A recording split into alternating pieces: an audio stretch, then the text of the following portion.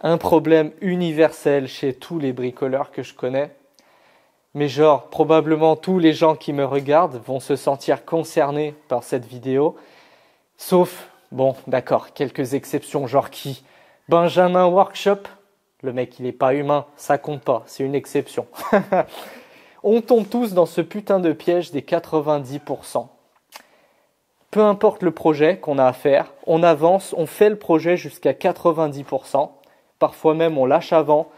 Et le truc c'est que on se dit, bah les détails, les trucs, les finitions, les machins, on verra ça après. Tout ce qui n'est pas vital maintenant tout de suite, on se dit c'est bon, je verrai quand j'aurai le temps. Sauf que la vérité, on la connaît tous. On n'aura jamais le temps. Le temps, c'est pas flexible en fait. Il y a toujours quelque chose d'autre de plus urgent à faire, de plus important à faire, que tu as plus envie de faire. Donc tu as la flemme et tous les trucs de merde qui sont importants mais que tu as envie de négliger, tu les négliges. Donc tu n'auras jamais le temps. Si tu te fais pas le temps en faisant des sacrifices, eh ben tu n'auras jamais le temps. Donc je me suis dit que c'est fini pour moi, j'arrête de tomber dans ce putain de piège des 90% et je fais une vidéo pour moi-même en fait. Je fais une vidéo pour me prouver, pour faire hey, regarde, je tombe pas dans le piège des 90%. Pour la peine, je vais faire une vidéo où je te montre que je nique tout. Voilà. C'est complètement égoïste, mais c'est pas grave. Si ça peut être une vidéo de motivation, eh ben que ce soit une vidéo de motivation. Par exemple, pour illustrer un peu le topo de cette vidéo qui n'aura aucun sens, la C2. C'est ma première voiture, c'est mon daily, c'est la voiture, le seul truc fiable en fait dans ma vie. Et ça fait des années que je la néglige. Et les petits problèmes, comme ça, ils s'accumulent et au bout d'un moment, elle va me lâcher cette caisse parce que je me dis c'est bon, elle est fiable. Sauf que non, il y a un moment, c'est la chance, elle s'arrête, tu vois. Donc cette putain de C2, faut vraiment qu'on lui trouve la source de ces problèmes. Le camion est en panne, certes, mais ça, j'ai toujours pas eu le temps de m'en occuper et ça sera la prochaine fois. Pour réparer la C2, il me faut une servante à outils. Je n'ai pas de servante à outils. Mes outils, c'est un gros tas de merde comme ça où j'ai perdu la moitié des outils que j'avais. Donc ça sert absolument à rien et ça te déprime totalement en fait. Mon bois de chauffage. J'ai ma charpente sur la maison qui a été changée. Et donc j'ai gardé ma charpente pour faire du bois de chauffage pour cet hiver. Sauf que l'hiver est là. J'ai pas eu le temps de m'occuper du bois de charpente. Il faut que je le débite, que je le mette à sécher, que je puisse l'utiliser. Sauf que ma tronçonneuse, eh ben, elle est en panne. Donc comment je vais couper du bois si ma tronçonneuse est en panne?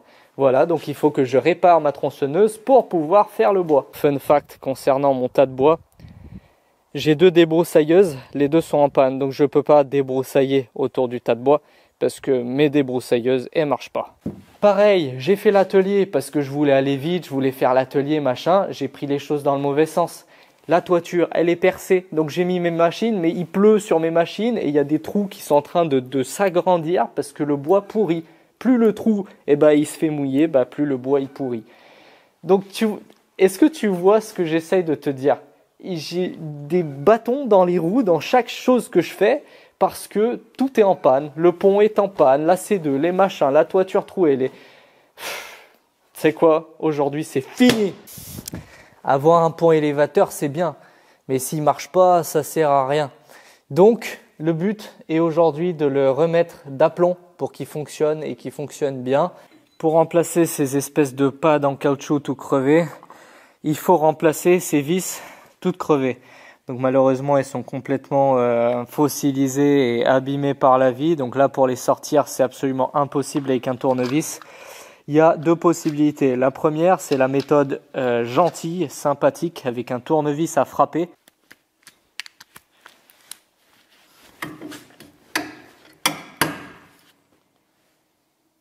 Il est mort. Daddy m'a arnaqué de ouf là en fait. Ah, il pue la merde son tournevis. Non mais il est mort, il tourne pas là. Ah, ça y est, ça commence. Est-ce que je vais devoir réparer un putain de tournevis à frapper pour réparer un pont? Non, je le remets dans sa boîte et je sors le poste à souder. On prend un écrou, on le met dessus et on soude.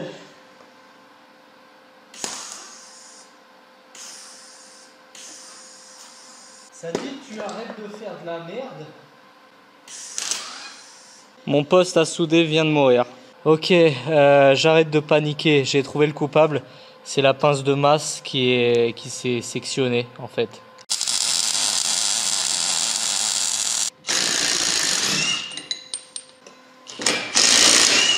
Oh shit! Celle-là, même Jésus la sortira pas. Il va falloir que je la perce dans la tête, que je retaraude. Je déteste, c'est vraiment du job de merde. Vous noterez que non seulement Charlotte reprend du service parce que c'est l'une des seules machines fonctionnelles dans cet atelier, mais en plus, bam! Je lui ai fait quelques petits upgrades. Je lui ai mis un néon à 3 € sur AliExpress. J'ai aussi tombé du camion du lube de coupe saveur fraise. C'est incroyable, j'ai jamais vu ça, mais c'est extrêmement appétissant. Hors caméra, j'ai fait aussi un peu de rangement. Il y a des petites choses comme ça qui font plaisir. Petite astuce que j'ai déjà montrée pour faire des taraudages droits dans l'axe. J'utilise une contrepointe au cul du tarot. J'ai commandé une roulette sur AliExpress, ça m'a coûté 3 €. Au prix que ça coûte, je vais pas m'emmerder à la réusiner. Donc tu vois, elle est un peu plus petite, mais bon, franchement, on s'en fout, c'est une roulette en plastique, donc on va la mettre. Elle est censée slider comme jamais puisqu'elle est montée sur roulement. Et là, tu vas me dire que la vis est beaucoup trop longue, évidemment. Heureusement, j'ai plus d'une vis dans mon stock grâce aux visseries de chez Bricovis. Bim bim. Badaboum, petite sponso quasi en sneaky.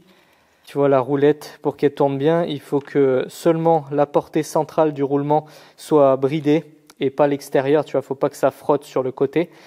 Pour ça, petites entretoises faites avec des écrous freins aplatis à l'étau. Donc clairement mécaniquement incorrect, mais on s'en branle. Ce qui compte sur cette chaîne YouTube, c'est le résultat.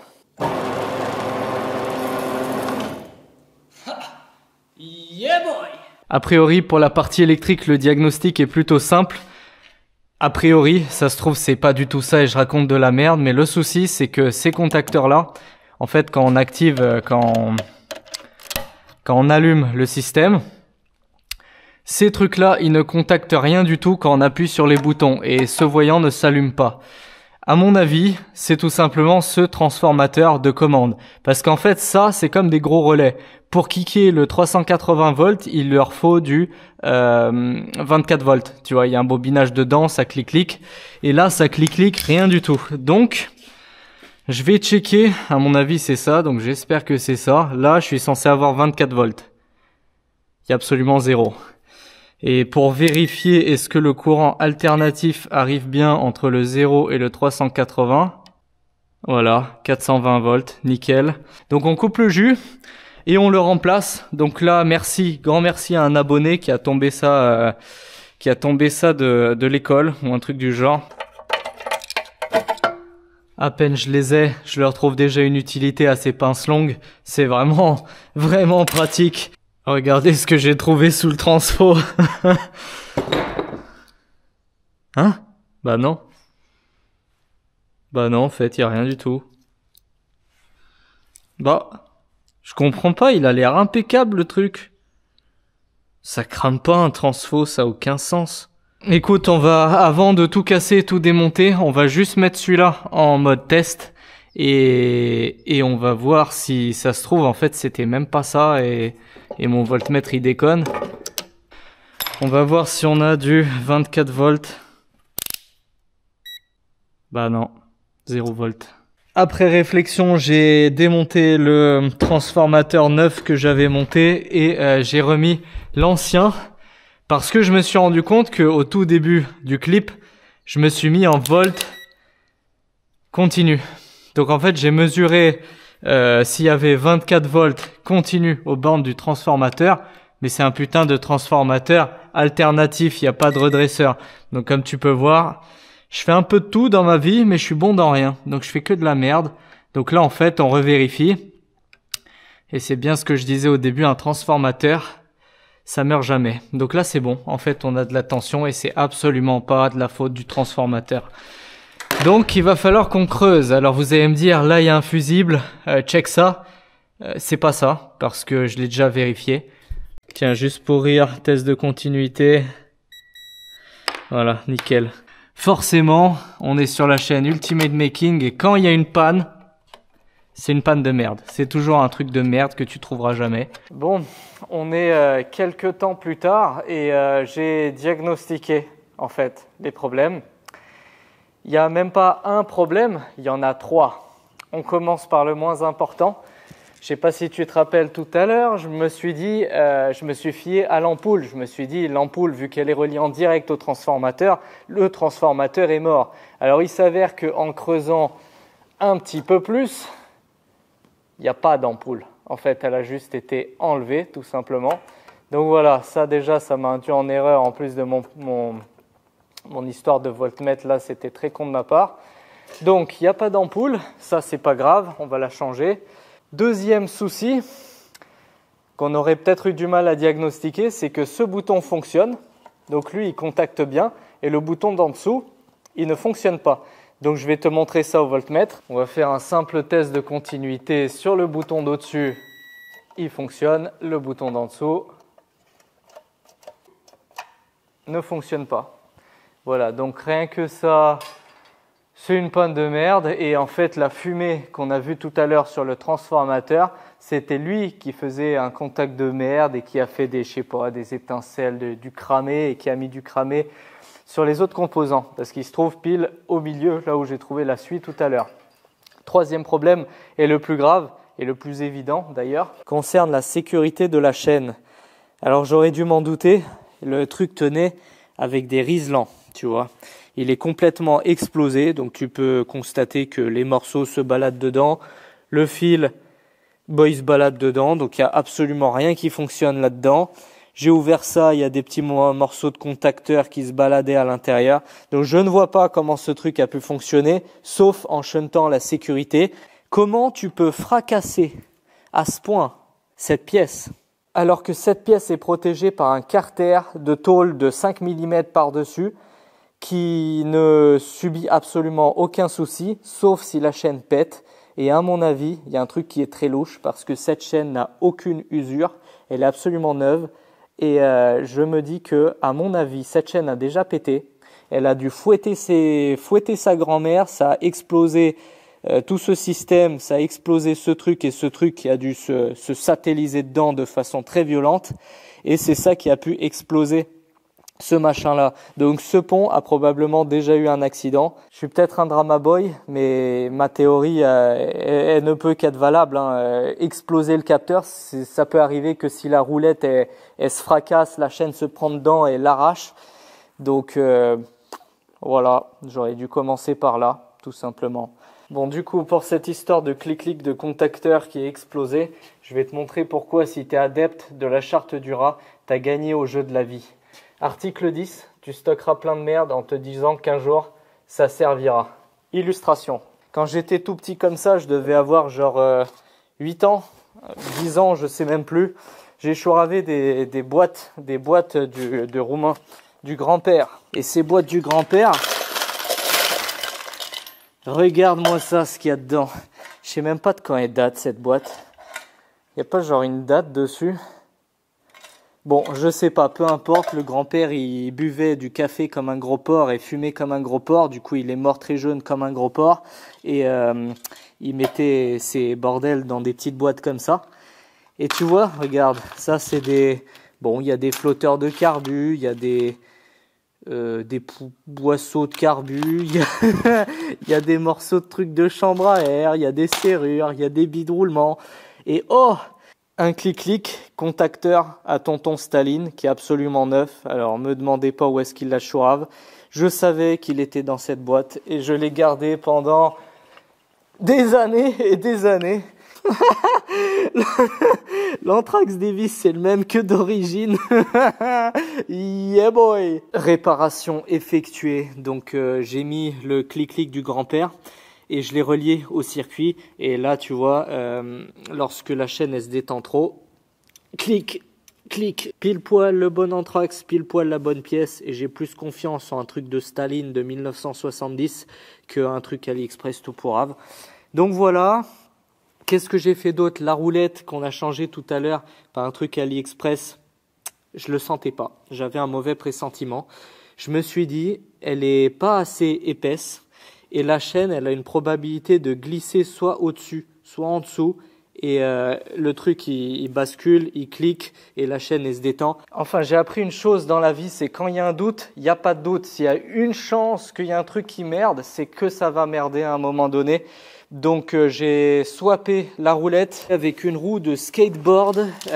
Cette roue-là qu'il y avait dans mon stock depuis que j'étais en primaire, ça aussi, Charte Dura. En primaire, quand j'étais arrivé en France, j'ai rencontré une meuf qui s'appelait Chloé. Et cette Chloé, je lui ai dit que j'étais roumain, je parlais pas super bien le français, et elle croyait dans sa tête que j'étais romain. Et donc elle me voyait avec le petit casque de Astérix et Obélix. Bref, longue histoire. Cette fille-là avait un frère qui avait pété son skateboard. J'ai récupéré son skateboard. J'ai mis la roue de skateboard, jamais mieux servi que par les trucs du ghetto. Et c'est vachement mieux, là il n'y a aucune chance que ça bouge, c'est validé. Il y a un autre abonné que je remercie aussi, comme tout plein d'abonnés qui m'envoient du matos tombé du camion, de la benne et des conneries comme ça. Et j'ai récupéré l'ampoule qui est exactement celle qu'il me faut à l'intérieur de ce truc Indus là, qui était dans la benne. Et du coup forcément l'abonné raton l'a chourave et me l'a envoyé. Merci à lui.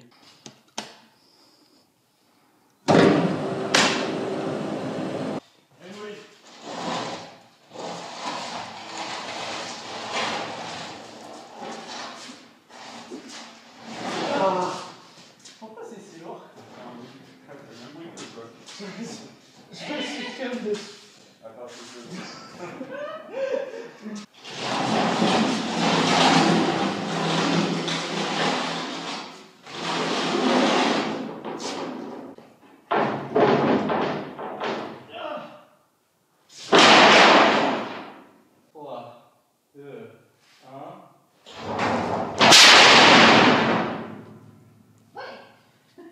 Et la dernière étape pour le pont élévateur, c'est de l'alimenter électriquement par le haut, tu vois, pour pas qu'il y ait des câbles qui me gênent.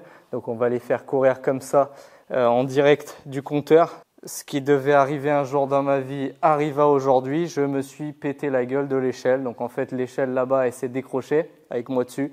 Et puis elle est tombée. Et heureusement, j'ai toujours eu une grave bonne étoile. Elle est tombée suffisamment doucement pour que j'ai le temps de sauter et me réceptionner par terre sans me péter quelque chose. Et elle est allée se baiser là-bas dans le mur. Donc, pas très grave, mais ouais, arrêtez d'utiliser des échelles de merde parce que je dis ça pour moi-même en fait, parce que j'ai utilisé l'échelle de l'ancien proprio qui m'a laissé avec la maison et je me suis dit elle est relativement quali, mais en fait l'accroche en haut, elle est merdique, donc en fait elle s'est décrochée. Oh là là là là, mais je vais crever en fait. Non, je vais pas crever, tranquille, c'est bon. J'ai une bonne étoile. Ouais, je vais peut-être crever. Mais qui a inventé ces échelles de merde? Ouais, un truc comme ça. Oh non, j'ai oublié mon mètre ruban en bas. Et j'ai absolument pas envie de descendre parce que plus je bouge, plus elle bouge.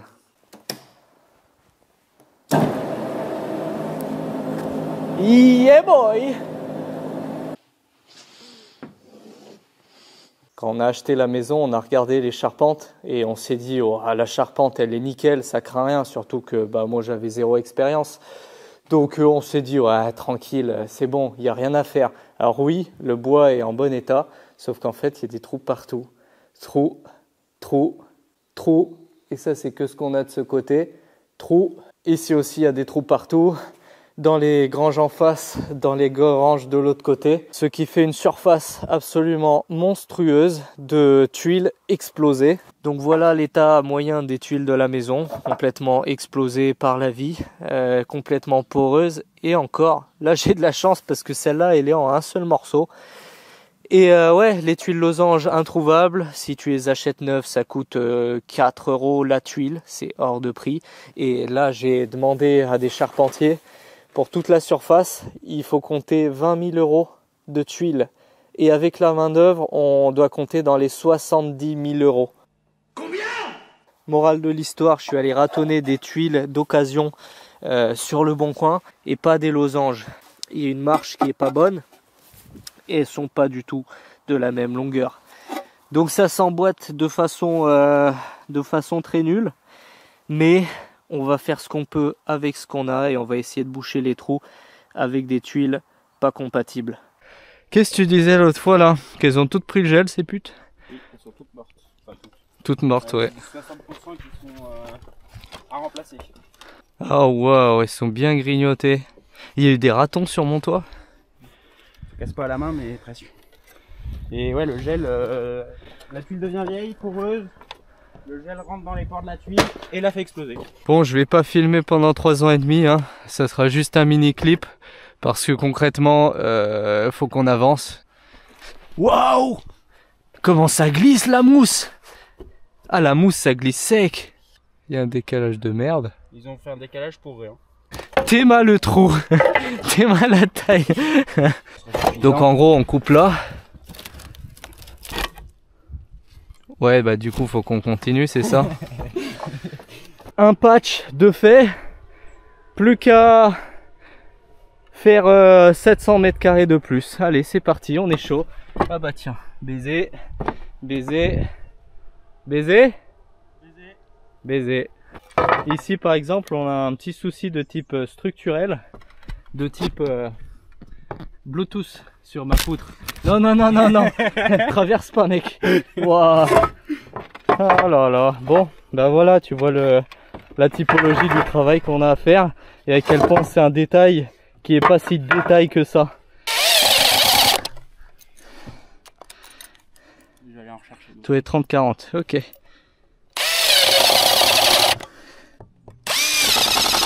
Ah oui, ça péteuse un peu plus là. T'as cassé la vis? Oui. Il casse des vis vertes, il y arrive.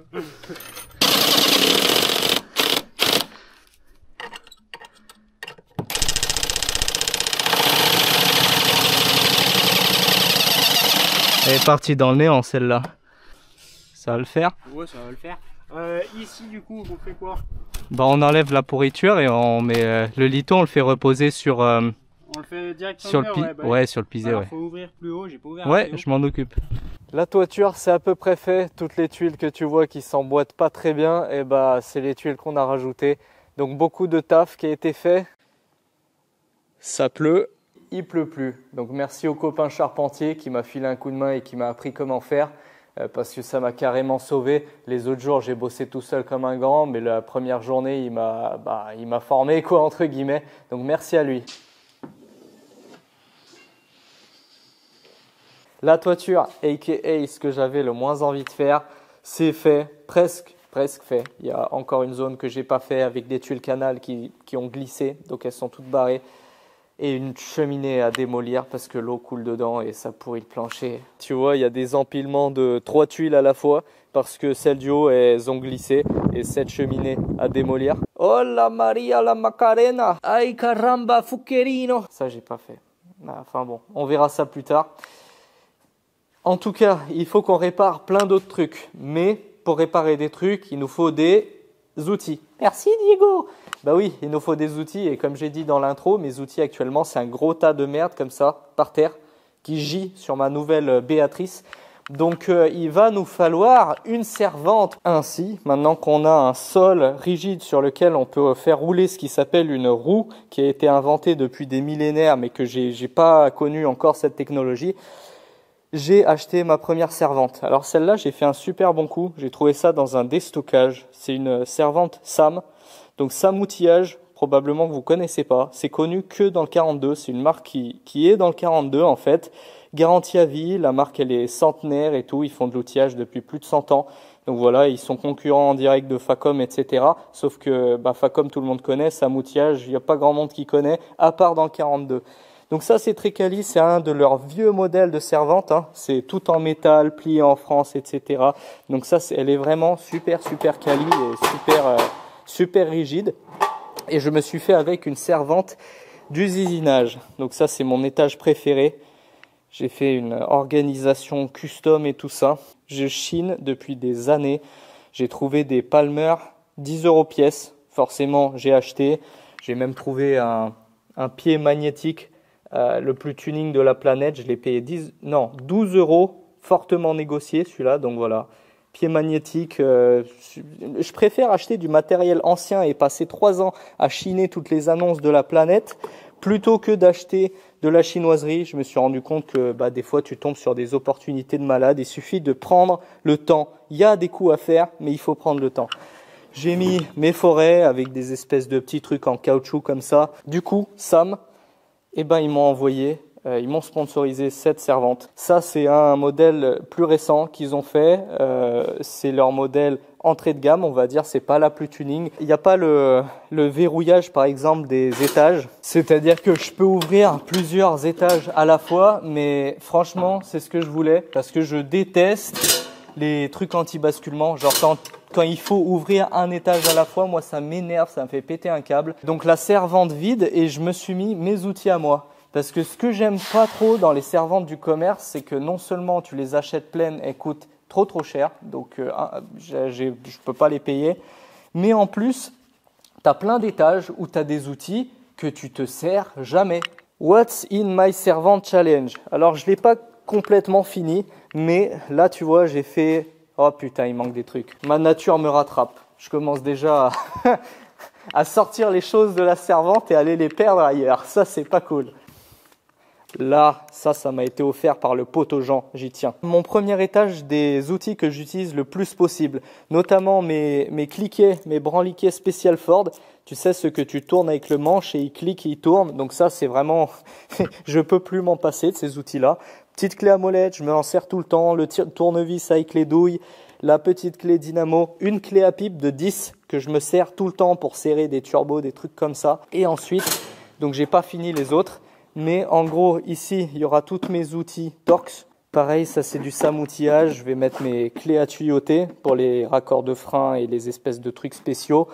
Ça aussi, super utile, les petits cliquets. Alors ça, j'ai jamais eu et c'est la première fois que j'en ai, donc je suis super content. C'est des cliquets plats.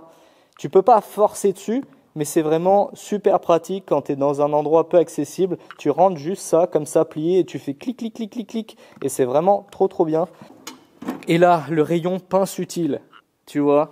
Un truc que je trouve extrêmement utile, c'est des pinces à circlips qui sont quali. J'en avais avant que j'ai mise ici, des pinces à circlips de Amazon, tu vois, des trucs très nuls. Et franchement, je m'arrachais les cheveux avec parce que le circlips, non seulement il bouffait la pince, mais en plus il sautait tout le temps. Donc c'était vraiment insupportable et ça, vraiment, c'est de la daube. Les pinces à bec long qu'on va servir tout du long de la vidéo, vous allez voir à quel point c'est utile. Pince à dénuder, là un truc de fou, ça c'est les Cobra, le Cobra de chez Knipex. Donc tu vois, il y a pas vraiment de cohérence dans la marque et tout, mais il y a vraiment les outils que j'aime bien de chez chaque marque un peu, tu vois. Si on veut du matériel made in France ou quoi, du matos de qualité, en fait c'est super cher. J'ai tâté une servante KS Tools qui était vendue 340 € vide et j'ai choisi la SAM Direct parce qu'en fait la KS Tools c'est du plastique, c'était cheap mais cheap de chez cheap. Donc au final je suis bien content, cette servante, je sais que c'est du made in France, je sais que les étages ils sont super solides, la tôlerie elle a été faite à Grenoble, etc. Donc voilà, on soutient le patrimoine. Et j'ai décidé de faire un truc un peu custom avec des outils que j'avais déjà d'avant. Les modules mousse, j'ai découpé. C'est très long, très chiant. Je recommande absolument pas. J'ai perdu 2 jours à faire ça. C'était insupportable. Mais bon, c'est fait. Je suis bien content. Et puis, ça vous change un peu des outils Facom ou Milwaukee qui sponsorisent tout le YouTube Game. Facom qui arrive dans le game aussi, qui commence à mettre des billets. C'est pas une critique, c'est pas un mal, absolument pas. C'est des très bonnes marques. Je préfère bosser avec du local, ça c'est né dans le 42, c'est une marque de Saint-Étienne, donc voilà. Écoute, ça apporte un peu plus d'authenticité et puis ça montre qu'il n'y a pas que les trucs qui font de la pub qui existent et qui sont bien et qui sont garantis à vie, etc. Donc voilà, on a du matos, on a nos outils qui sont rangés, je me sens mieux, on peut aller réparer des trucs.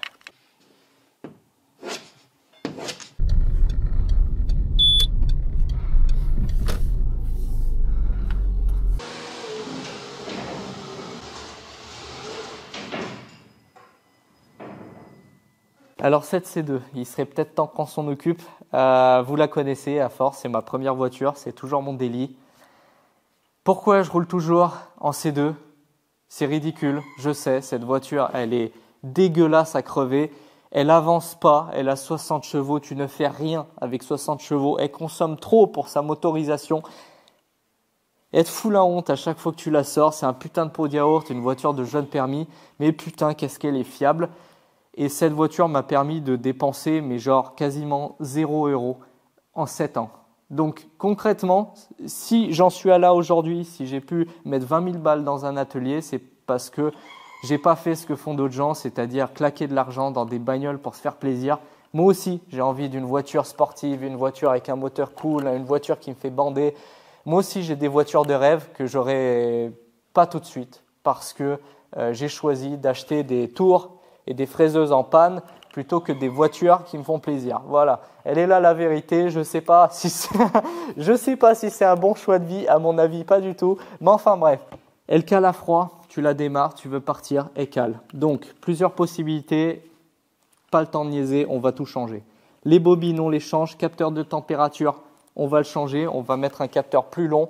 Apparemment, il y a eu un communiqué officiel de PSA qui a dit qu'il préconise de remplacer le capteur de liquide de refroidissement, court d'origine, par un avec un long zizi. Et ce capteur avec un long zizi, apparemment, il va chercher plus loin et mesure mieux ou j'en sais rien. Mais en tout cas, il préconise de remplacer par une certaine référence. Je l'ai acheté. Capteur MAP et papillon électronique, pareil, on change tout.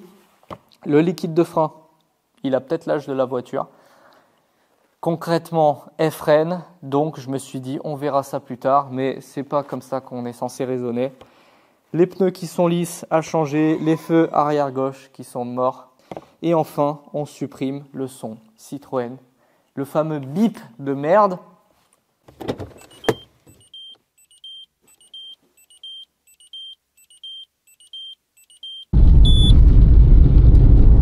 Ah, ça y est, la chanson commence. T'as l'impression que t'as perdu ton moteur sur l'autoroute, alors qu'en fait, c'est juste la température ambiante qui est passée de 4 degrés à 3 degrés, le truc qui fait bip. C'est horrible. J'ai acheté toutes les pièces en espérant que ce soit les bonnes. Donc comme d'hab, j'ai pris tout ça chez Autodoc. J'ai pris un papillon Nissan. Je connais pas trop cette marque, mais c'était moins cher que les autres. Les bobines, j'ai pris du Ella parce que pareil, c'était moins cher que NGK et Ella normalement c'est Kali. Le capteur MAP Magneti Marelli et enfin le capteur avec la ref top secrète là, le capteur correctif avec un très long zizi. Tu vois, c'est ça sa particularité. C'est qu'il est long. Et sachant qu'ici, on n'est normalement pas sur Noroto Simulator, je ne vais pas vous faire un tutoriel pour changer des bobines, des capteurs et faire une purge de frein. Donc, je vous propose mettre un petit coup de dubstep et on déboîte la voiture.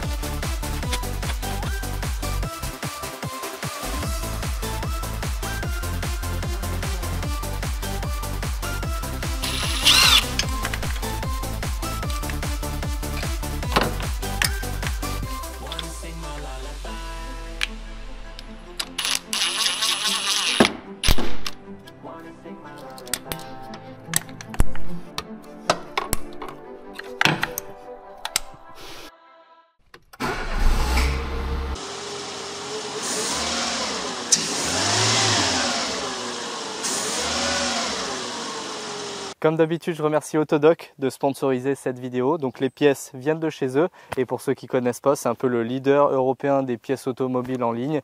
Et ils ont même une chaîne YouTube avec des tutoriels mécaniques qui sont super propres. Pour rechercher des pièces, je recommande toujours l'application mobile. C'est plus pratique quand tu es dans le jus. C'est moins cher que sur le site internet et surtout c'est plus précis qu'une recherche sur Google.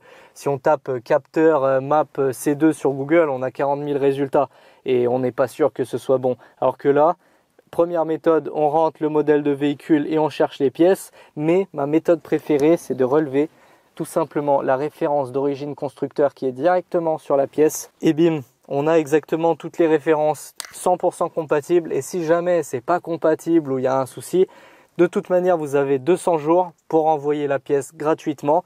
Mais dans tous les cas, vous avez accès à plein de marques différentes, l'entrée de gamme, des marques plus quali, comme par exemple, moi je prendrais bien un petit NGK ou Delphi. On sait que c'est des valeurs sûres. Et même si c'est un petit peu plus cher, n'oubliez pas que vous avez moins 5% avec le code promo Ultimate Making sur tout le site. Si ça vous intéresse, le lien est en description. On passe à la suite.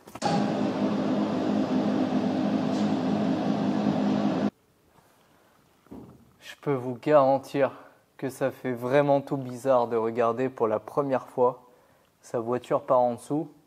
Et franchement, c'est plutôt propre, hein. Il n'y a pas de rouille, pas de dinguerie, il n'y a pas de jeu dans les roulements. Petit souci par contre au niveau de la ligne d'échappement.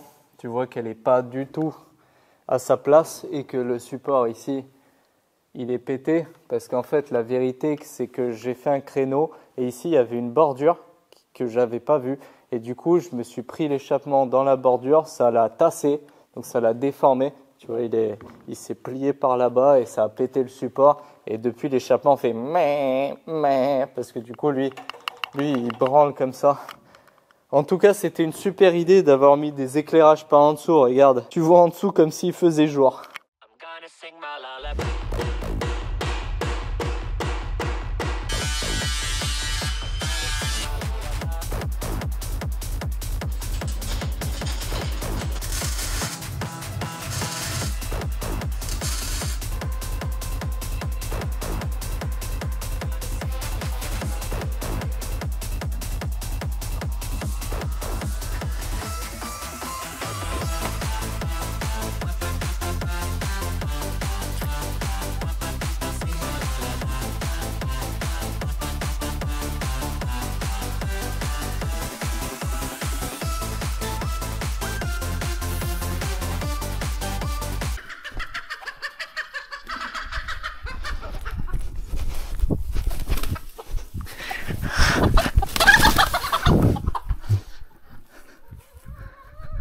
Il voulait lui faire du sexe non consenti et il n'y a pas de ça chez moi.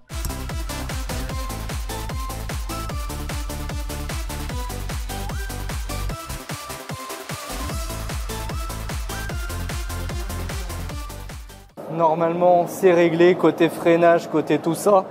J'ai fait ce que j'ai pu. Si ça marche pas, eh ben, il n'y a plus rien à faire, hein. Ça va rester comme ça. Donc là, test routier en allant changer les pneus. L'hiver arrive, mes pneus sont complètement lisses. Il est temps de les changer. On part chez un abonné mécanicien et bim bim badaboum. Ah ça y est, la chanson commence. Bah bien sûr.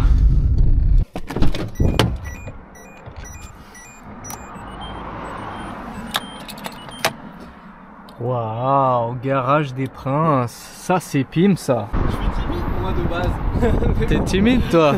Bonjour, Bichour, j'ai des pneus à monter. Tu connais, c'est pour les enfants. Wow. On dit merci Jackie et Michel. Tu veux faire un tour dans le bel atelier? Bah ouais, il est chouette votre atelier. Je trouve ça super propre. Là, suite la partie mécanique. On en voit rarement des garages propres qui sentent bon. Là, on essaie de faire au maximum, tu vois, en plein milieu de semaine. Souvent, on ronge le vendredi après, mais on essaie de se le garder. Ouais, pour nettoyer. Et est-ce que si tu le secoues un peu, est-ce qu'il bouge ou pas? Je sais pas pourquoi je savais que t'allais me demander ça. Oh, il bouge. Il bouge un peu.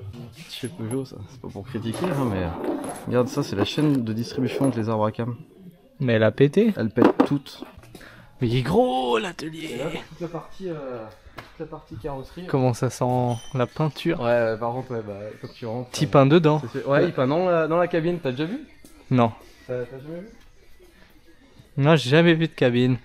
Bah, regarde, tu vois. T'as un truc avec une aspiration et Ouais, tout. t'as l'aspiration et tout, le chauffage et tout.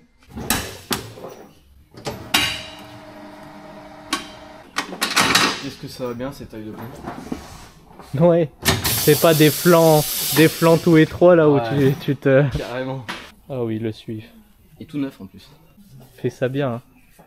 On va mettre partout. Hein. Je veux un Ouais, Picasso. T'as pas besoin de forcer. Et oui. Et comme ça, tu finiras pas en hernie à 40 ans. Voilà, c'est exactement ça. Et là, il te dit, tu mets 60 grammes. C'est beaucoup. C'est beaucoup, hein. Un peu. C'est énorme. Mais bon. C'est une corvée de faire ça sur sa caisse. Oui, c'est une corvée. C'est pour ça que je vais voir des professionnels aguerris. Et voilà. Merci, ma brie.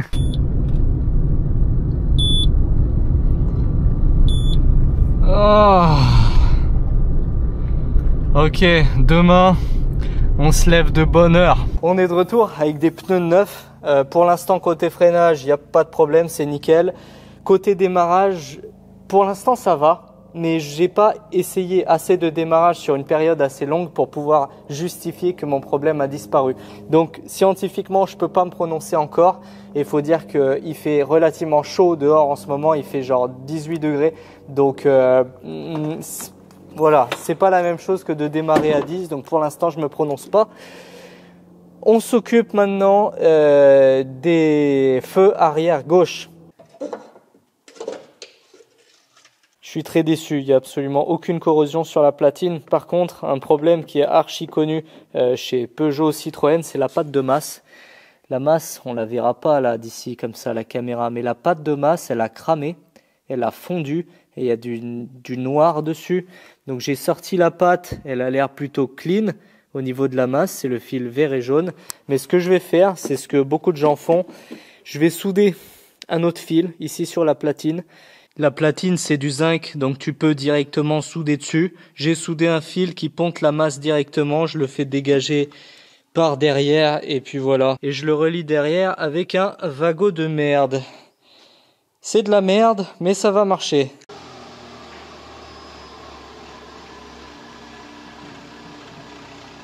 Apparemment, selon Google, ce putain de beeper des enfers, il se situe ici, en dessous du commodo.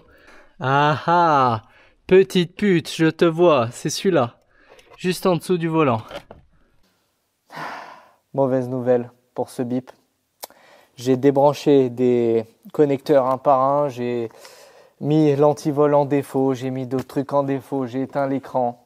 Bref, en fait, ces câbles-là, c'est multiplexé. Donc en fait, ça passe par le CAN. Il y a plusieurs bips qui correspondent à ce même haut-parleur. Et il s'avère que le son des clignotants et des warnings, c'est également ce petit speaker de merde qui les fait. Donc si on le défonce à coups de perceuse pour qu'il ferme sa gueule, le problème c'est qu'on n'a plus de son de clignotant. Et ça, en vrai, c'est chiant. Ça apporte pas grand-chose, mais franchement, j'ai pas envie. Ça merguez la voiture, c'est vraiment pas cool. Donc en fait, la meilleure solution que j'ai trouvée, un entre-deux, c'est atténuer la stridence de ce son, l'étouffer. Donc pour ça, je vais prendre un petit bout de mousse, du pistolet à colle et je vais l'étouffer. Je vais le coller pour qu'il fasse un petit bip, mais pas trop fort. Bon, il fait chier, mais c'est quand même 2 fois, 3 fois moins fort qu'avant. C'est pas plus mal. Encore un détail que je me suis dit, t'inquiète, je ferai ça plus tard, et que la vérité c'est que je m'en rends très bien compte, je le ferai jamais. C'est cet IPN qui est actuellement à l'agonie, il appelle à l'aide. Donc en fait, je sais pas si tu arrives à voir, mais il est banané. Il est en train de fléchir et de s'affaisser. Mais dis donc, Jamy, mais comment je vais bien pouvoir faire pour soulever la structure au-dessus, pour pouvoir glisser une poutre en dessous et que la structure se repose bien sur la poutre et pour redresser tout ça? Oh, mais oui, bien sûr, j'ai un vérin de fosse à présent. Yeah boy. Regarde-moi ça, comment que c'est magique. Ah putain, je suis en train de fissurer mon mur. C'est un truc de barjo. J'ai 500 kilos là et je fissure mon mur.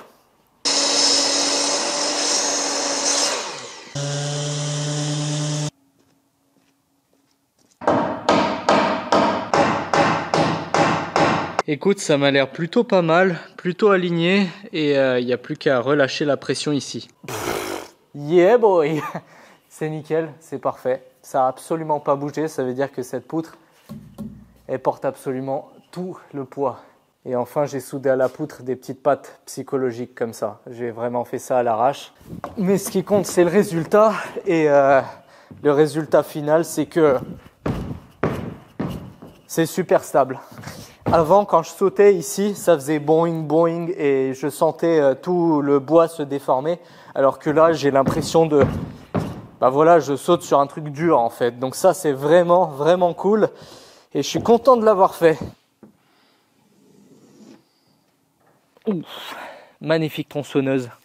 Très bon état. Bien sûr en panne. Magnifique débroussailleuse, 50 cm3, ça tape sévère. C'est vraiment, tu mets du fil de 4 mm et t'arraches un arbre avec.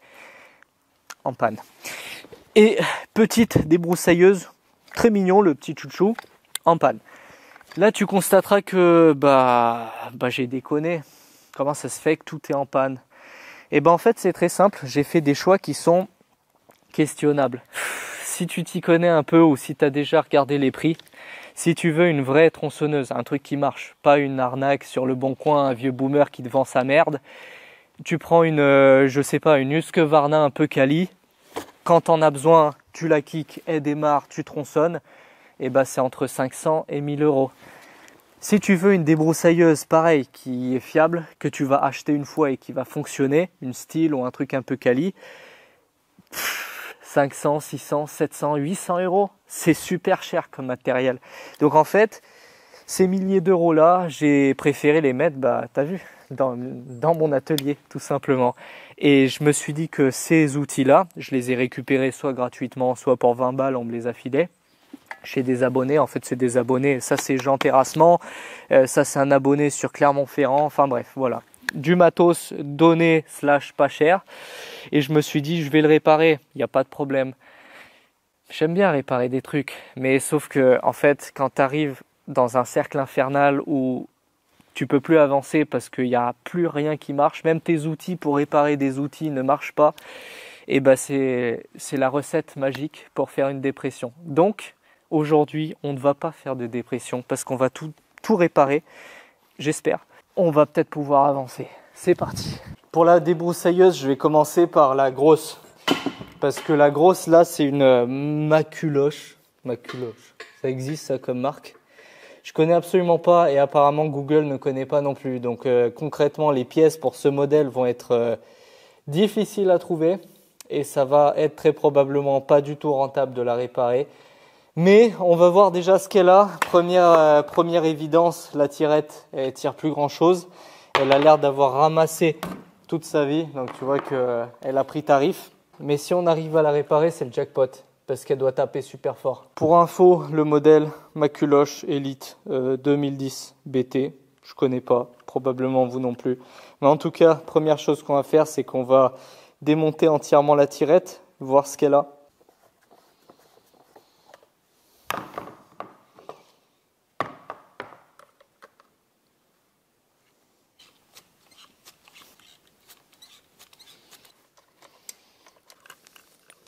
Alors en fait, ce qui s'est passé, c'est qu'ils ont essayé de la démarrer un peu trop fort.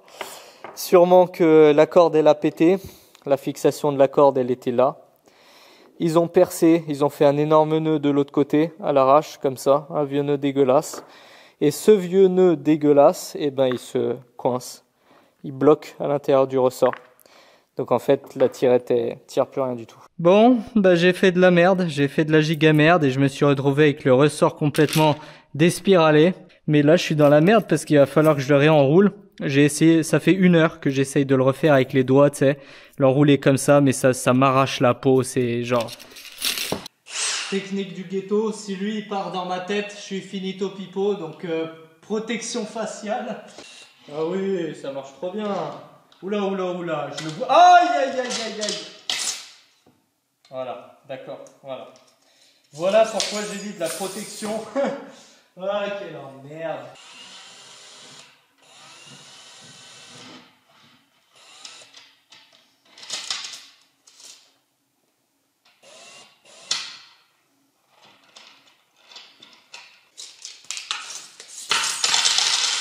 One eternity later.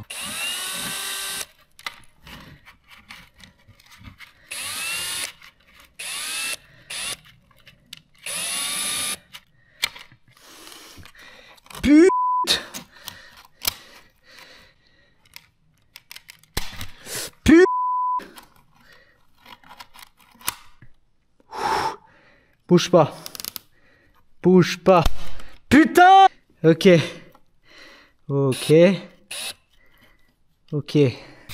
Bouge pas. Bouge pas. Putain! Bouge pas. Ok. Ok. Chut. Bien se passer.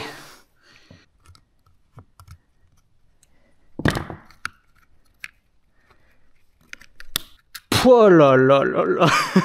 Du premier coup. Ok, après 3 ans de souffrance, j'ai réussi à le remettre. J'y mets un petit peu d'huile dans mon magnifique burette de Chiracha.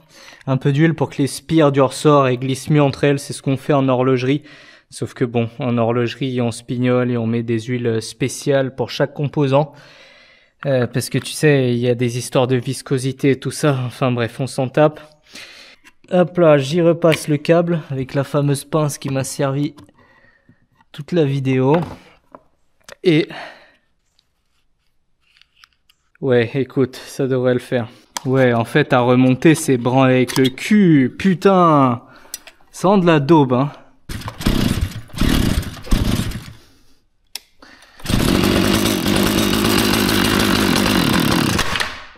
Pouah! Le truc, il est mort. Ouais, le truc, il est crevé de chez crevé, quoi. Verdict, j'ai tout remonté, j'ai essayé de la démarrer. Au bout du 3e coup de tirette, le truc, il rembobinait plus. En fait, j'ai l'impression que ça, là, cette débroussailleuse, c'est la Ford des débroussailleuses. C'est vraiment, tout est mal branlé. Et là, il y a une espèce de papier de merde. Il y a ça chez personne. Aucun constructeur ne fait ça. Mais eux, ils ont décidé de faire une espèce de moulage dégueulasse avec des petites ailettes en dessous et mettre une espèce de plastoc de merde. Et ce plastoc de merde, il s'est pris dans les spires, ça a coincé le ressort et bah ça a tout bloqué. Donc, on est reparti pour un redémontage de ressort. Il va me refalloir une demi-journée pour le remettre dedans. Et là, je vais virer ce plastique de merde et mettre une plaque en métal ou quelque chose qui tient la route. Je pense qu'ils ont mis ça pour le frottement. Mais t'en as pas besoin de base si ton truc est bien branlé.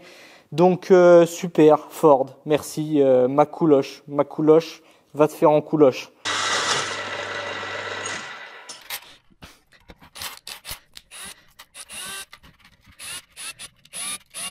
Putain!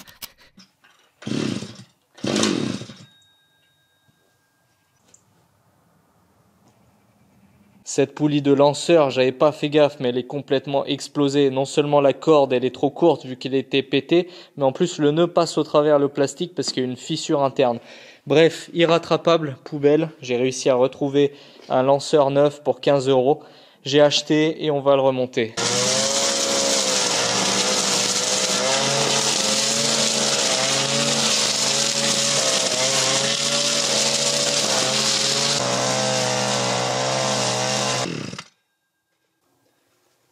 Et bah c'est de la merde, elle vient de recaler toute seule, sans aucune raison, elle accélérait plus et le carburateur n'a aucun réglage possible. Donc dernière chance, on va tout démonter, tout passer à l'ultrason et on va remonter si là elle marche pas. elle marche pas. Alors la tronçonneuse, c'est celle qui a le plus de probabilité de marcher rapidement et facilement. Elle est en très bon état, donc il n'y a pas de raison. C'est une très bonne marque, voilà. Donc une fois de plus, il n'y a pas de raison qu'elle marche pas. Par contre, j'ai essayé de la kicker à m'en arracher les bras. Impossible à démarrer. À un moment, au bout d'une heure d'acharnement, j'arrive à la démarrer. Le truc qui se met au rupteur direct, il cale direct. Je la redémarre, elle démarre, elle tient plus le ralenti. Et ensuite, je peux la kicker pendant 3 ans et demi, elle démarrera plus. Enfin bref, le carburateur, à mon avis, il fait n'importe quoi. La bougie est bonne, donc ce qu'on va faire, c'est qu'on va la régler.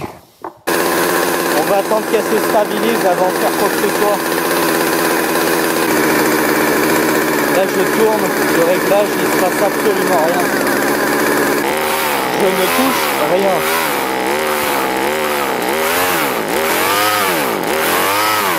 C'est quoi ça? Ah bah oui, nickel, bah oui, évidemment. J'ai l'impression que le truc il est irréglable, un coup elle démarre plus, un coup elle démarre, j'essaye de régler, même quand je touche pas, le truc il se met à s'emballer tout seul, il cale tout seul, elle fait n'importe quoi, c'est complètement décousu et incompréhensible. Et en fait, je crois que c'est très simple, il y a une membrane ou quelque chose qui est percé, parce qu'en fait le truc, la bulle là, elle se vide, et là sur la durite d'alimentation, regarde, là, tu vois, les bulles, là, il commence à se désamorcer, là. Allez, troisième merguez. Pour l'instant, au niveau dopamine, c'est un 0 pointé. Donc celle-là, elle a intérêt à marcher parce que sinon, je vais péter un câble. Tout est beaucoup plus chibré que ce que c'était censé être. Je peux pas m'en plaindre. C'était gratuit et la tronçonneuse à 50 balles, je crois, un truc comme ça. Donc bon, faut juste prendre sur moi et prendre le temps en fait. C'est soit tu as le temps, soit tu as l'argent, c'est comme tout. Celle-là, c'est une Iseki Shindaiwa. Apparemment, c'est les Honda Civic des outils de jardin et je veux bien le croire parce que le design a l'air à la fois super quali, super simple, super efficace et tout plein de réglages, tout bien branlé. J'espère que c'est le cas. On va mettre de l'essence et on va voir ce qu'elle dit. De toute façon, il n'y a plus qu'à. J'ai pas de Marlin Schiappa malheureusement, donc on va mettre du mélange de temps. Parce que la Marlin c'est bien gentil, ça fonctionne bien, mais bon, payer 30 balles la bouteille de 5 litres, faut arrêter les conneries. Fabriqué au Japon, waouh! Oh bah ça commence super bien, hein. Ça marche absolument pas. Je crois qu'en fait mes trucs ils ont toutes les membranes percées. Hein. Ah top, top!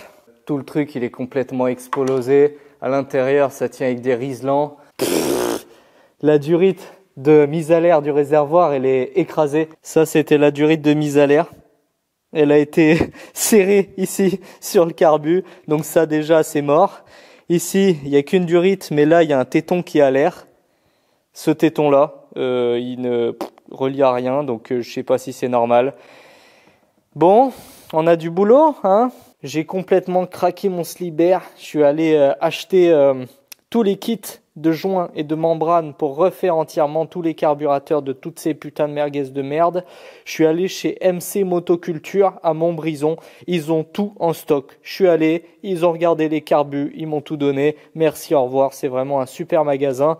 En tout cas, on a du planche sur le pain. Bim bim, la consigne de température. On va mettre un petit 70 degrés histoire de décaper sec. Et là, comment ça marche? Bim bim, des gaz full wave. Quand on n'a pas le temps de niaiser, tu sais ce qui se passe. Bonne grosse dubstep des familles.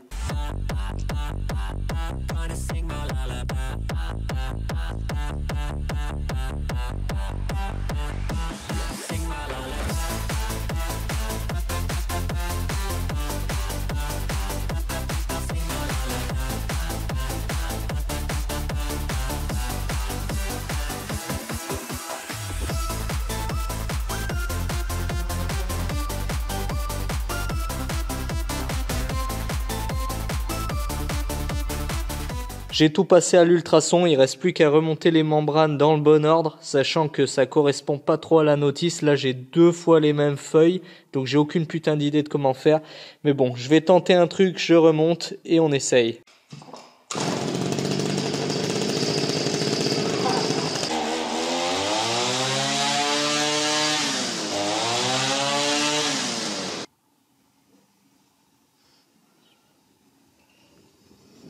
De retour sur cette putain de maculoche, j'ai complètement tout refait le carburateur. Le carburateur était entièrement bouché avec de la merde et il s'avère que un ressort qui était pété.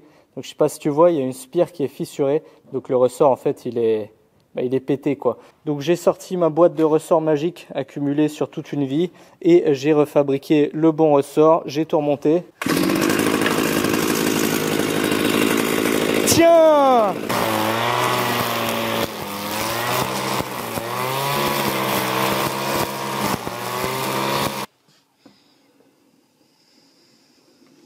On en est à 2 sur 3 de réparer. Pour la tronçonneuse, enfin, plus ça va, moins je m'étonne. Tu vois, quand je vois la gueule du truc, je me dis d'accord, il fallait faire un petit rebuild.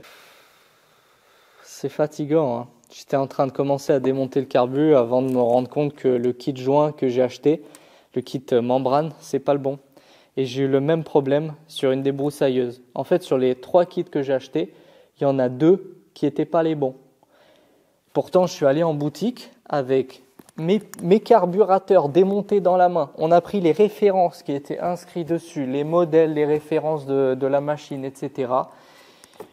Et je me suis retrouvé avec 2 sur 3 pièces qui sont pas bonnes. Je vais en parler, non pas pour critiquer la boutique, c'est une super boutique. Franchement, c'est une super boutique. Ils y peuvent rien. C'est les constructeurs, ils se tapent des putains de lubies. Et ils changent des pièces comme ça, ils se disent oh vas-y viens change le carburateur et puis je dis à personne ou je sais pas comment ils gèrent leurs références, mais c'est pareil pour l'automobile, pour la moto, pour le motoculture, pour n'importe quoi. En fait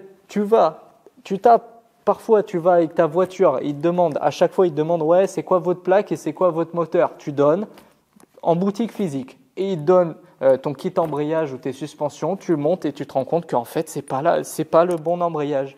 Et ça m'est arrivé des tonnes de fois. Ça vous arrive sur internet, ça m'arrive sur internet. Par exemple pour Autodog, je sais que j'aurai 2-3 commentaires de personnes qui vont dire ah Autodog c'est nul, c'est pas les bonnes pièces. En fait c'est pas pire qu'ailleurs. Ils utilisent tous les sites, tout le monde utilise les mêmes banques de données. Donc en fait, si le destin veut que tu n'aies pas la bonne pièce, tu n'auras pas la bonne pièce. C'est frustrant, mais c'est comme ça. J'ai pas de solution. Je me fais baiser autant que vous. À force de me faire baiser, je suis anesthésié et je sais très bien que les mécaniciens, ils ont les mêmes problèmes et qu'on a tous les mêmes problèmes et que c'est comme ça. Voilà, une pièce sur 2 qui sera pas bonne, même avec les bonnes références. Bref, je vais taper 30 minutes de route, chercher le nouveau kit et on remonte.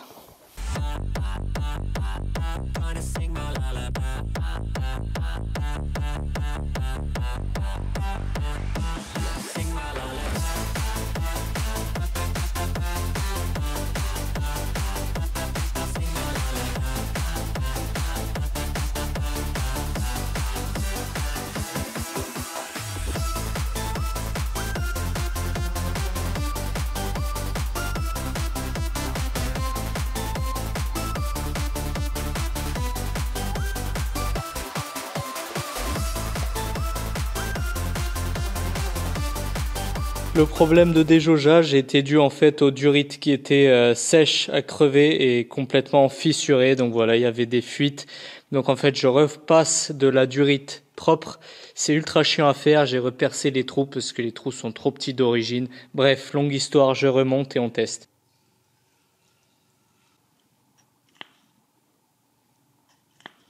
Oh oui.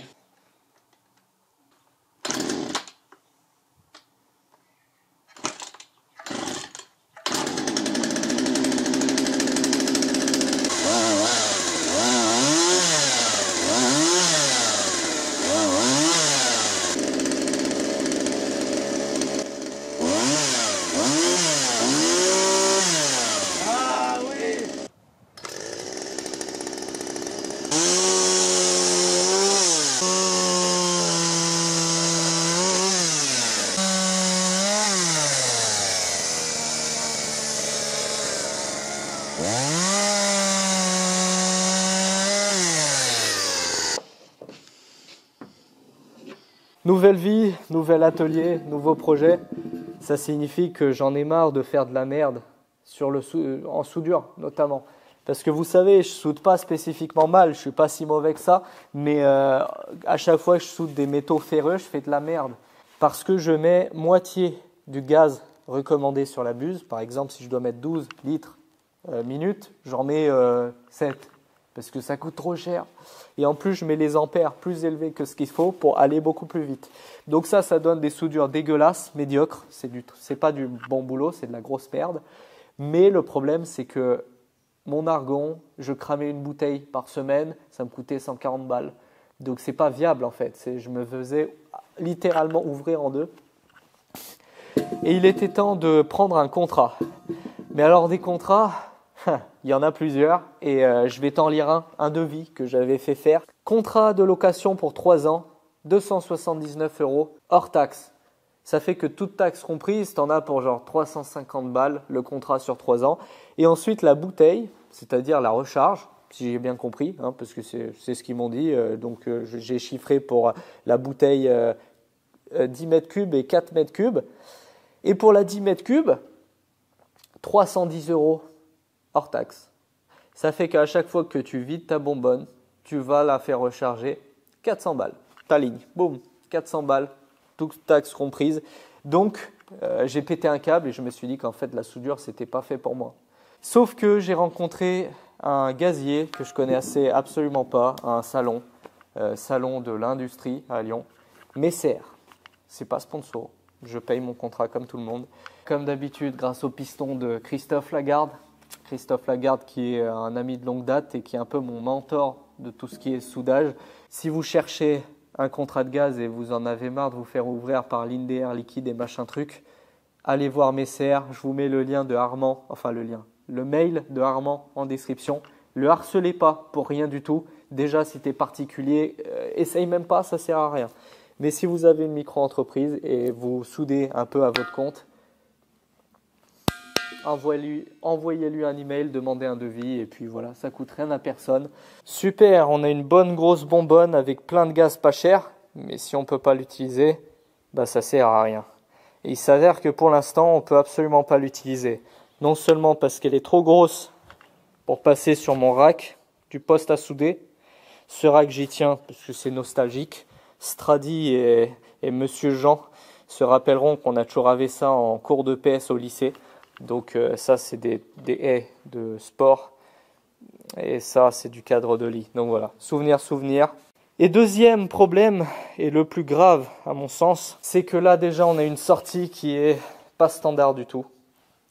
Cette espèce de téton à bourrelet nul là, c'est pas un raccord de soufflette, c'est pas un Staubli, c'est rien du tout. En fait c'est un truc spécifique aux bonbonnes de gaz en France. Et en plus, j'ai un mano intégré. Alors ça, c'est une bonne chose parce que les manomètres des bonbonnes de gaz, ça coûte super cher et c'est pas fiable. Genre tous les 2-3 ans, ils claquent, il faut que tu en achètes un autre. En tout cas, c'est mon expérience là-dessus. Donc, je préfère largement avoir un manomètre intégré dans la bonbonne. Comme ça, je suis sûr que je n'ai pas à racheter de mano jamais de ma vie. Mais le souci, c'est que ce mano correspond à une sortie et moi, j'en veux 2 parce que je veux inerter et faire du TIG à la fois.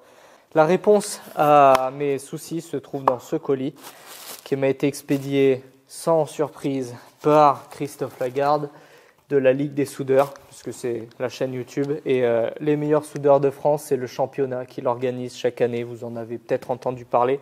Enfin bref, le Christophe, c'est le patron de System Weld. La soudure, il s'y connaît. Il forme des gens pour le nucléaire, pour l'aéronautique, pour... En fait, toutes les soudures de pointe, avec des techniques de pointe sur des matériaux spéciaux, etc., il les forme.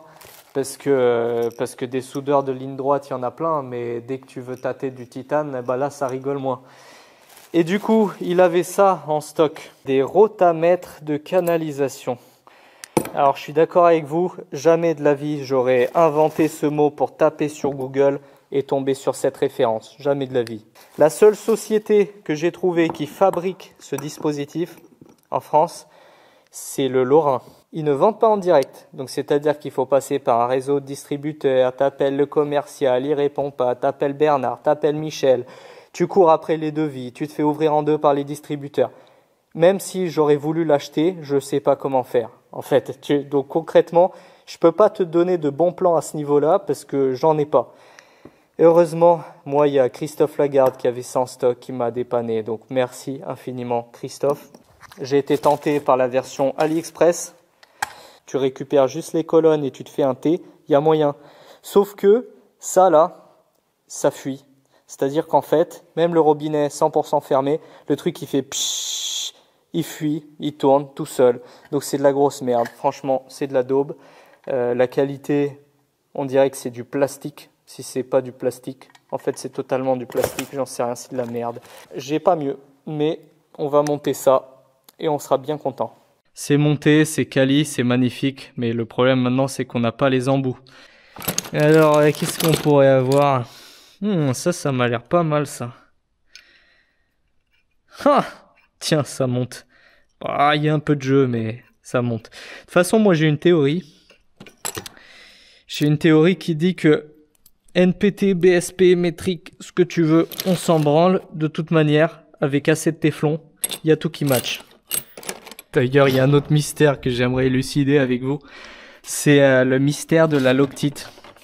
Tu vois, Loctite, ils font des super produits. Tout le monde en a, des Loctite, tout le monde connaît ça. Mais le problème, c'est comment la marque n'a pas encore fait faillite. Je n'ai jamais vu personne sur cette planète acheter ce genre de truc. Alors ça, Loctite, ils essayent de la vendre, 50 balles, c'est bien. Personne n'a jamais payé 50 balles pour un petit flacon comme ça. Et pourtant, tout le monde en a et tout le monde sait que c'est bien. Donc moi, je pense qu'il y a un gros problème logistique. Les chauffeurs des camions Loctite, ils ont toujours un problème. Il y a toujours un problème. La cargaison Loctite n'est jamais arrivée à destination. Il y a des gens qui me disent c'est du frein filet que je mets et pourquoi je mets du frein filet sur des raccords. C'est pas du frein filet, c'est de la Loctite d'étanchéité, c'est genre un téflon liquide. C'est top hein, mais ça tombe du camion, c'est comme ça. Les aléas de la vie, tu vois. Hop là. Hop là.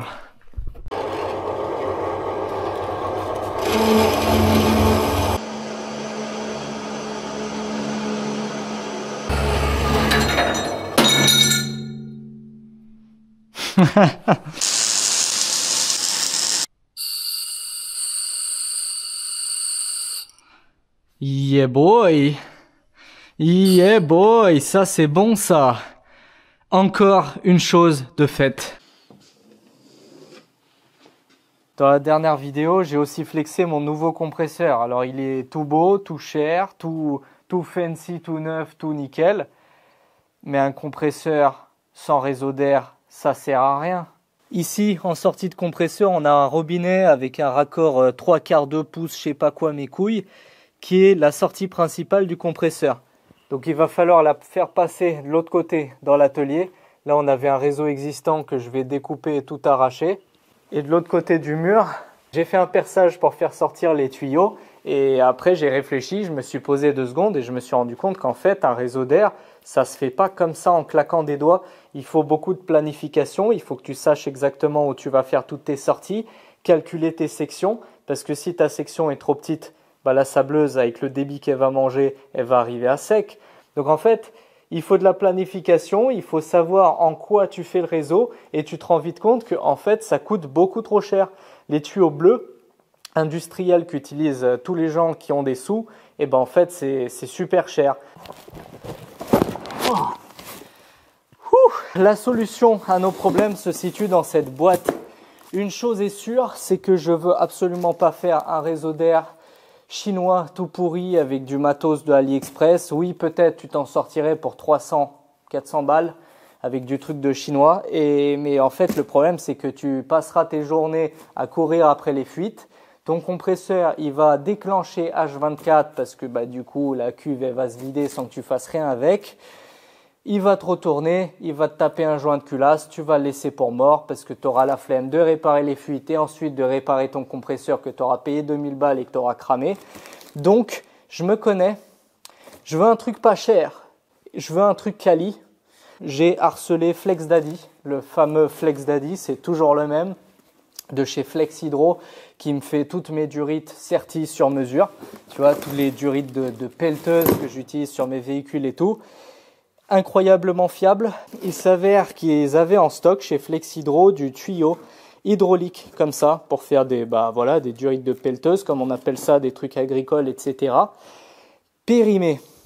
Donc en fait, concrètement, ils n'ont pas le droit de le vendre en tant que durite hydraulique pour des machines et des vérins hydrauliques.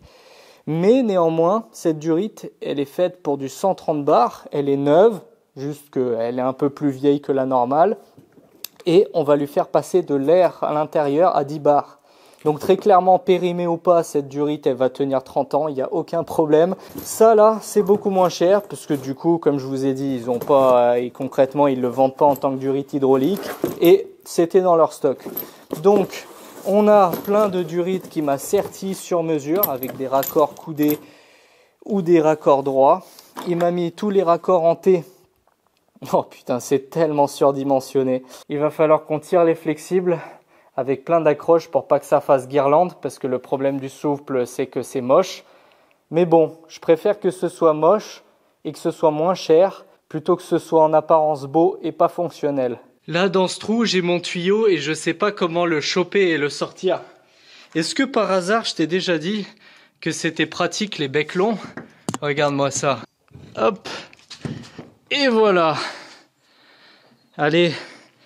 Et enfin, j'ai snipé au niveau laser sur le mur. Donc maintenant, il n'y a plus qu'à mettre les fixations. Donc ça, comme d'habitude, c'est du bricovis. Parce que bricovis, il n'y a pas que des vis. Il y a plein de quincailleries de toutes sortes. Et ça, c'est vraiment pas cher. Et vu que mes murs, c'est du caca, ça va être super chiant. Parce que pour mettre les fixations de tuyaux, il va me falloir des vis de malade mental. Donc on va essayer de bourlinguer ça dans les murs. Et puis on va espérer que ça tire.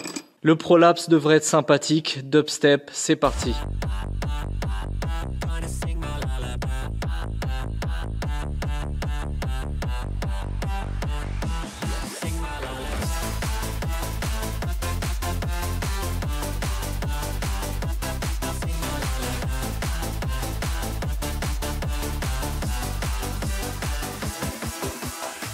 Circuit d'air entièrement terminé. Donc c'est absolument magnifique. Merci le Flex Daddy. Les espèces de boobs là-bas. En fait, je me suis planté dans la mesure. Et du coup, j'ai du rab. Mais bon, ça, on s'en fout. Circuit de soufflette, circuit de soufflette, circuit de soufflette, circuit de sableuse. C'est validé. D'ailleurs, Mickaël, le Flex Daddy, il trouvait que sur cette chaîne, je manquais un petit peu de diversité vestimentaire. Alors du coup, qu'est-ce qu'il a fait? Vu qu'à sa boîte, ils ont changé leurs vêtements, et bien dans le colis, il m'a mis ses vieux slibers. Donc je me retrouve à traîner mon vieux sgeg, là où il a traîné son vieux sgeg pendant des années. Et ça, c'est oh là là, c'est tellement poétique.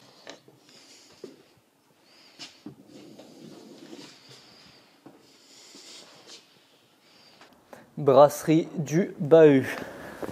Meilleur brasseur de jus de malt de toute la planète. Celle-là, je ne l'ai pas volée. Je suis content.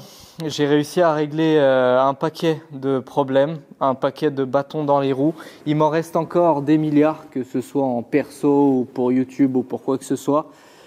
Mais ils ne sont pas intéressants. Donc ceux-là, je vais les faire de mon côté. Et il en reste un seul d'intéressant.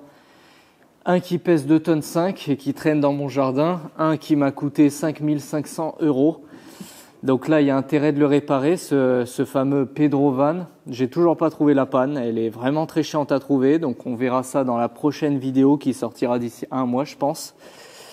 Et ensuite, on pourra enfin reprendre les trucs cool, les trucs qui me plaisent, genre la Sierra par exemple, et d'autres petits projets annexes sympathiques qui me feront plaisir. Parce que pour l'instant, je me fais pas plaisir, je me fais juste chier à faire des trucs que j'aime pas faire.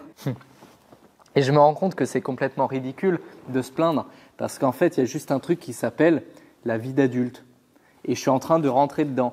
Avant, je passais mon temps à faire des trucs pour m'amuser. Alors que là, maintenant, tout dépend de moi. Il y a un truc qui s'appelle les responsabilités. Le toit, les murs, tout ce qui se passe là, ça dépend de moi. Donc oui, En fait, c'est juste normal et tous les gens qui me regardent vivent probablement la même situation et ont les mêmes galères, les mêmes trucs en panne qui traînent depuis des années et que tu peux pas faire parce que tu as la vie de famille, tu as les machins. C'est un enfer, c'est une boucle infernale. Et cette vidéo, si jamais ça peut vous aider à vous motiver, à vous chauffer à blanc pour commencer à sortir un papier, tu fais une liste de tout ce que tu as à faire et tu te mets un par un chaque week-end, tu te dis ok, là je le déboîte et je le fais. Et du coup, si ça peut vous aider, il y a aussi un groupe Facebook qui a été créé par un abonné il y a des années. Il s'appelle le Nerdschrap de Pimp, c'est pas connu, c'est un groupe, c'est claqué au sol, mais il y a quand même probablement dans les 2000 personnes dans ce groupe. Et voilà, là-bas, je crois que c'était un groupe qui était fait pour faire de l'entraide et des trucs comme ça. Donc si jamais ça peut vous motiver de réparer vos petites merdes, prendre une photo, faire un post, expliquer ce que vous avez fait, faire un post dans ce groupe, il y a des gens qui vont le voir, il y a des gens qui seront contents et voilà, personne va se moquer normalement. Même si c'est des petites victoires toutes pourries, on s'en tape. L'essentiel, c'est que vous soyez fiers de vos petits accomplissements et vous postez. Et puis, comme ça, vous montrez que, regarde, je l'ai fait, tu vois. Voilà, c'est une petite fierté, ça aide. Moi, le fait de faire une vidéo, ça m'a grave motivé. Allez, cette vidéo touche à sa fin. Prochaine vidéo, on répare Pedro le Pedro Van. Et on se retrouve très bientôt. Ciao!